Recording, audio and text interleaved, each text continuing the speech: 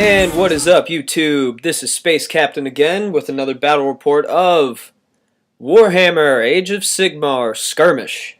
Today we have the fourth battle of the High Elves versus the Undead. We have the story ending with the party of Yandriil.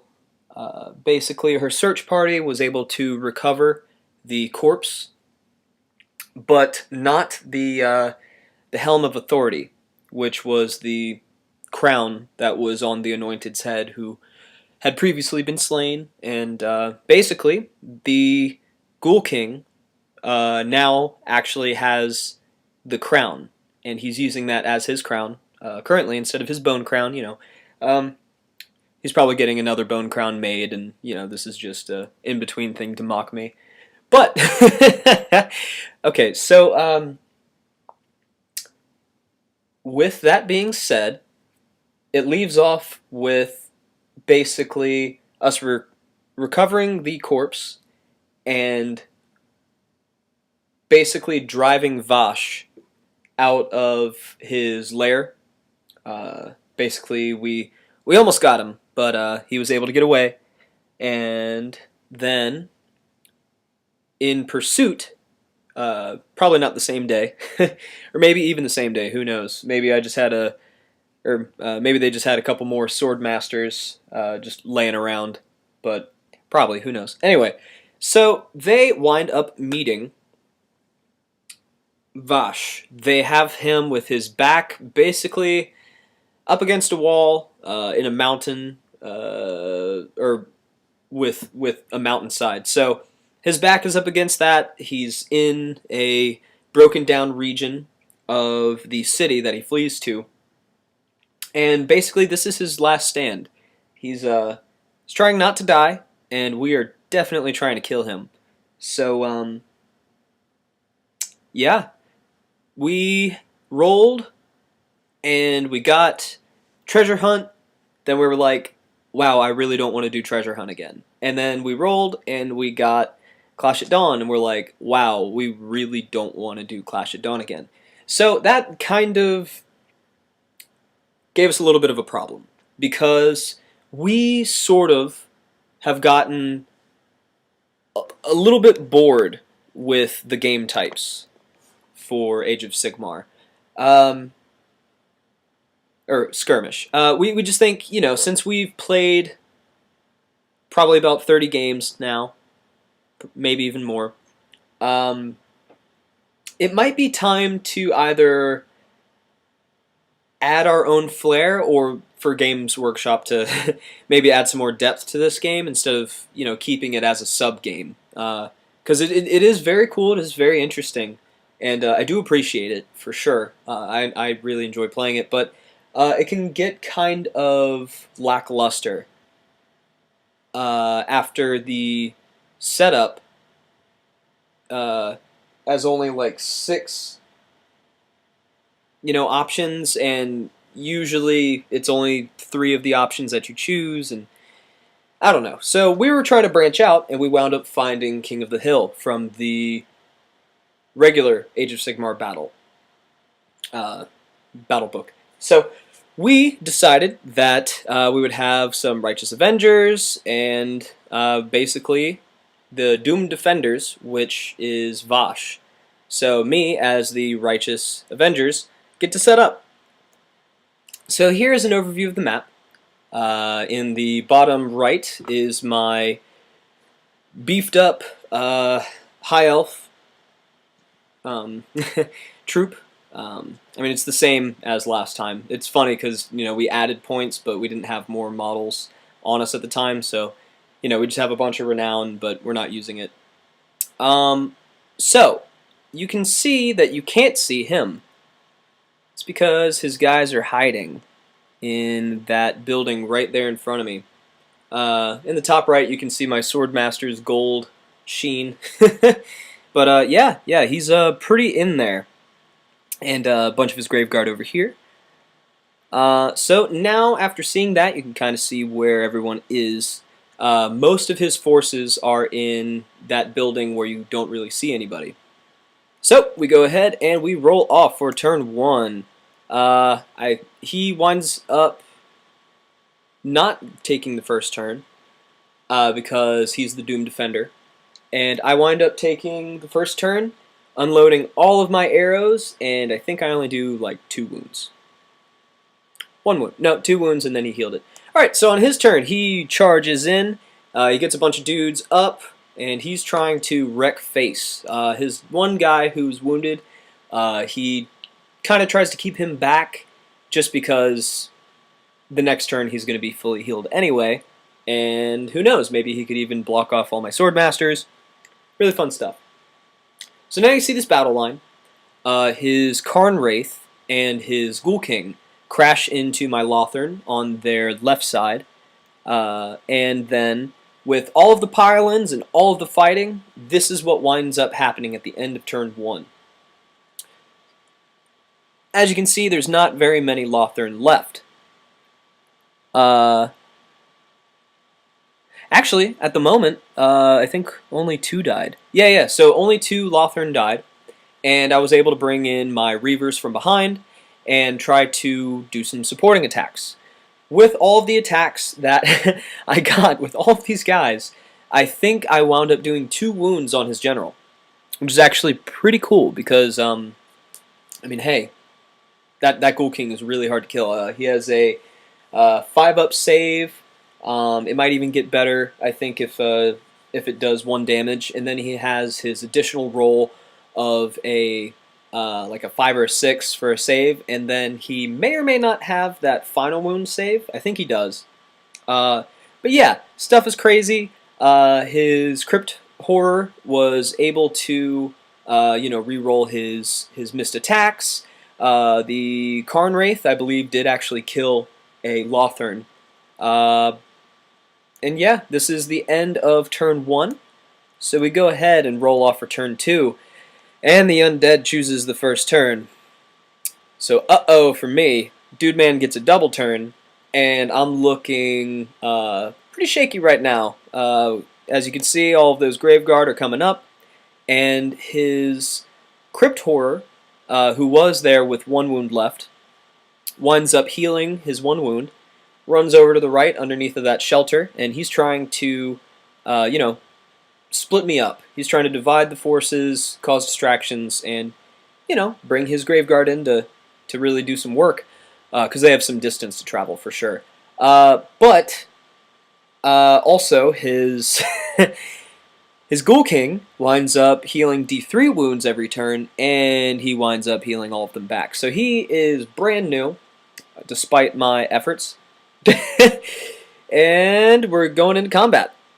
So after combat, on turn 2, there really aren't a lot of my guys left. I believe he might have killed like 1 or 2 on his turn, and then on my turn, I decide to bring my Reavers back, the ones that are alive still, and try to use them for shooting, try and get as much distance, cover as much ground as possible, and not give them away too soon. Because just with them being there, they can do something. It's just, just by being there. So, I have my Dragon Noble coming in there. He is attacking the Crypt Horror right there, the champion one, who's right next to his Ghoul King. And he is attacking him over top of that, over a fence, and basically he doesn't do a wound, but his horse winds up doing 2 wounds. And I think total, I wind up doing 3 wounds to him on this turn. Or I may have only done 2 wounds this turn and then done 1 the other turn. But his Ghoul King has 2 wounds again on him, and also my the Crypt Horror closest to my Dragon Noble has 2 wounds on him.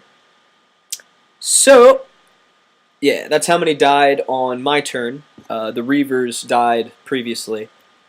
So we go off to roll for turn 3. The Undead chooses the first turn. And as you can see right here, you know what is about to happen. He killed off a lot of the Lothern, and also, basically everything that was in his way is gone now. So why wouldn't he? Don't blame him. Straight shot at my general. This is backed up a little bit, the overview, the shot from last turn. So he winds up healing only 1 wound, and then charges in. Also, he fails a bunch of charges with his Grave Guard. He gets 3 in there, but no. Sorry, a little sneak peek. Anyway, his Karnwraith comes up and charges one of my Reavers. The Reaver actually winds up doing a wound to him on combat. Actually, it's probably the horse. It was actually really funny. We looked back on this match, and most of my riders' wounds dealt were from the horses. They were more skilled than the elves in this. I hope that's not too much foresight or foreshadowing, but yeah, the horses, they were the ones doing the wounds for sure. So, I have the... I think that's the White King up there. He winds up getting 4 wounds dealt to him, as well as the Crypt Horror champion. He has 4 wounds on him now, and the Ghoul King has 5 wounds on him now. So as you can see, from the charge, from the result of combat and everything like that, I'm left with 3 wounds on my mage, which means that they have 2 remaining, and the Ghoul King has 5 wounds left. 1 more, and he is going to die. And I know that that's about to happen. So, guess what? We go into my turn. I killed him, but here he is. So he returns with 2 wounds, and I'm just kind of like, oh man. Like, I was really, like, that was it, Like, I was really hoping that was gonna punch. But, whatever, I still have a bunch of Sword Masters, I still have my Dragon Noble, and I still have 3 Reavers. So, let's go. Maybe I can do this again, maybe I can pull this off. Roll for turn 4, and the Undead choose the first turn. So, here we are with what the result was of the last combat. And here we are from his turn. So, my mage does die on my turn. He doesn't wind up killing him on his turn, but this is the combat result basically from my turn. I charge him with my Dragon Noble. He gets 3 wounds put on him. The horse kicks the Ghoul King in the teeth and winds up, I think, doing 2 wounds to him because I think he wound up regenerating a wound. The Reaver is charged in with him, but not really doing much because, it's a Reaver.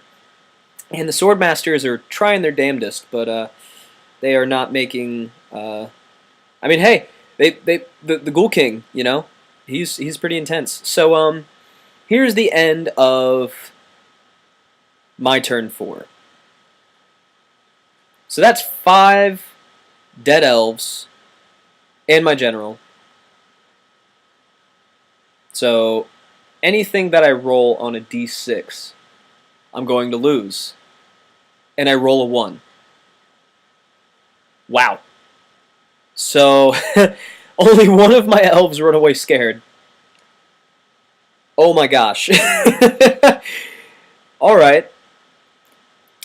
So, I am ready for turn 5, and I'm thinking maybe this is looking up, I just took one hell of a butt kicking, but this is turn 5, guys. This is turn 5, and this is where dreams come true. I get the first turn, and I'm like, alright, let's get this done. Let's kill this Ghoul King. Let's mop up these Graveguard, and let's secure either a victory or at least, you know, a minor victory. Because King of the Hill, you have to kill literally everyone to get the major victory. Turn 5, at the end of my turn. Actually, I think... yeah, this is a shot from the end of the game. So, as you can see, neither of our forces are completely obliterated. Also, as you can see, since turn 2, these guys have just been smooching. Like, they've just been hanging out, having a great time, enjoying the weather, enjoying the fog. It's romantic for them. So they don't wind up killing each other. I think he just winds up like possessing his dreams and giving him nightmares forever or some craziness like that. But I really like this shot, you know, especially since I really like the model of the Wraith. I mean, it looks like it's weightless. Really like it. But this basically is the end of my turn, and this is the end of the game. So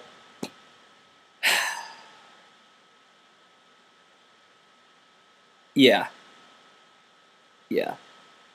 killed the one Reaver who they were smooching the whole game, and I'm just kind of like, you know, if I lose anyone else, I think, oh yeah, I also rolled a 6 on my Battle Shock, and I think I lost 2 guys. So, you know, I'm about to basically just have my Dragon Noble and a Reaver, and with all that firepower right there, I just decided to, you know, call it quits, be like, hey man, you got me on this one. And he winds up securing a major victory. Just appreciate this. That Ghoul King, I've killed him before, but he keeps on coming back. I have not fully killed him yet. Oh man, it is so crazy that you just do all this work and then he comes right back and then he heals his wounds. Oh man, I did at least 10 wounds to him this game, but c'est la vie.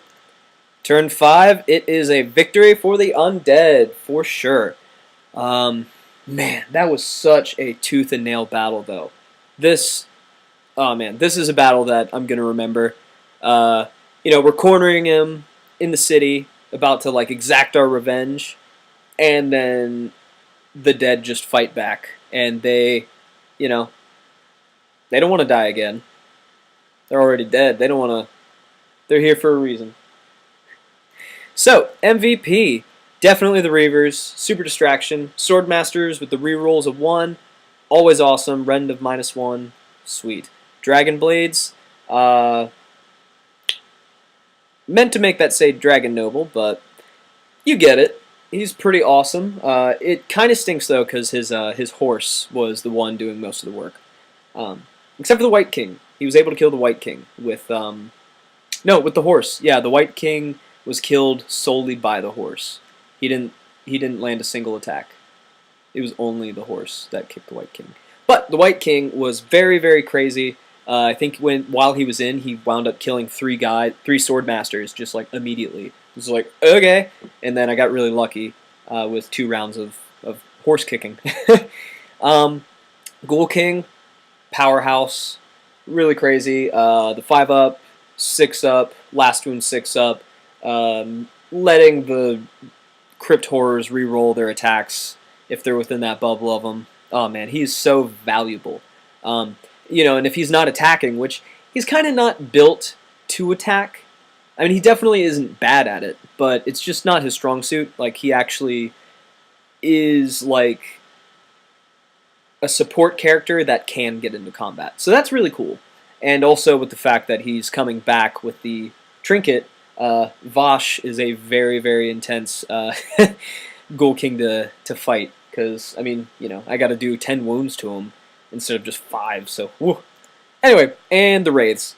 The Karn Wraith definitely was super distracting, super scary. It kept my Reavers back and from advancing and from getting into combat with his Ghoul King and doing a bunch of things. Took up a bunch of shots, and yeah, the great distraction. So overall, it was a victory for the Undead, but this was a really, really fun game. Just imagining all of the attacks.